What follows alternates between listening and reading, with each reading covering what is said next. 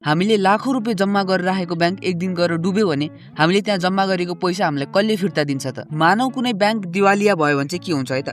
पहिला त हामीले त्यहाँ डिपोजिट गरेको पैसा निकाल्न मिल्दैन। सरकारले हामीलाई 5 लाखसम्मको ग्यारेन्टी चाहिँ दिन्छ। यदि हामीले 5 लाख भन्दा पनि बढी पैसा ब्याङ्कमा राखेको छौँ भने चाहिँ त्यसको कुनै पनि ग्यारेन्टी हुँदैन। जब त्यो 5 लाख पैसा फर्केर आउन पनि 1 देखि 5 वर्षसम्म लाग्न सक्छ। पैसा निकाल्न पाएन भने त लोन पनि तिर्नु परेन। तर त्यसो चाहिँ हुँदैन है, तपाईको लोन चाहिँ चलि नै रहन्छ। तपाईले इएमआई त्यसको ब्याजहरु चाहिँ तिरि नै रहनुपर्छ। सिम्पलमा बुझ्नुपर्ने कुरा बुझाउँछु, ब्याङ्क डुबेपछि चाहिँ के हुन्छ त? पहिला त सरकारी अथोरिटीहरुले त्यो ब्याङ्कलाई टेक ओभर गर्छ। त्यसपछि जनताहरुको पैसा कसरी फिर्ता गर्न सकिन्छ त? त्यसमा काम हुन्छ। फर्स्ट अप्सन चाहिँ के हो भन्दाखेरि त्यो ब्याङ्कलाई चाहिँ अलिकति स्ट्रङ ब्याङ्कसित मर्ज गरिदिने।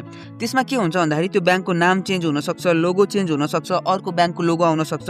तर मान्छेहरुको डिपोजिट चाहिँ 100% सेफ हुन्छ। मान्छेहरुले पैसा पाउने चाहिँ लगभग ग्यारेन्टी चाहिँ हुन्छ। तपाईहरुको एकाउन्टहरु सबै अर्को ब्याङ्कमा शिफ्ट हुन्छ। तपाईहरुको एटीएम, चेकहरु सबै कुरा चाहिँ फेरिदेखि खुल्छ। तर यसो भएन र लास्ट अप्सनमा के हुन्छ भन्दाखेरि त्यो ब्याङ्कको सबै सम्पत्ति बेचिन्छ, त्यो ब्याङ्क लिक्विडेसनमा जान्छ। लास्ट अप्सनमा चाहिँ त्यो ब्याङ्कको सबै सम्पत्तिहरु बेचिन्छ, जसले लोन दिएको छ त्यो सबै लोनहरु फेरि रिकभर गरिन्छ र सबैबाट पैसा जहाँबाट कलेक्ट गर्नुपर्ने छ त्यो सबै पैसा पहिला कलेक्ट गरिन्छ। त्यसपछि उनीहरुले गर्ने कुरा चाहिँ जसको 5 लाख रुपैयाँ छ सबै मान्छेको पहिला 5-5 रुपैयाँ तिर्छ। यदि त्यही पनि पैसा बाँकी बचिरहेछ भने अब ब्याङ्कसित अझै पैसा छ भने चाहिँ त्यो रेसियोमा सबै मान्छेलाई 5 लाख भन्दा थप पैसा दिँदै जान्छ। पैसा तुरुन्त नै पाइन्छ भन्ने हुँदैन। 1 देखि 5 वर्ष त मिनिमम लाग्न सक्छ। तर फुल पैसा पाउने पनि कुनै पनि ग्यारेन्टी चाहिँ हुँदैन। यसमा मेरो सजेसन चाहिँ के हो भन्दाखेरि नेपाल जस्तो देशमा एउटै ब्याङ्कमा 20 लाख रुपैयाँ राख्नु भन्दा पनि डिफ्रेन्ट 4वटा ब्याङ्कमा 5-5 लाख रुपैयाँ गरेर राख्यो भने चाहिँ त्यो एकदमै सेफ हुन्छ।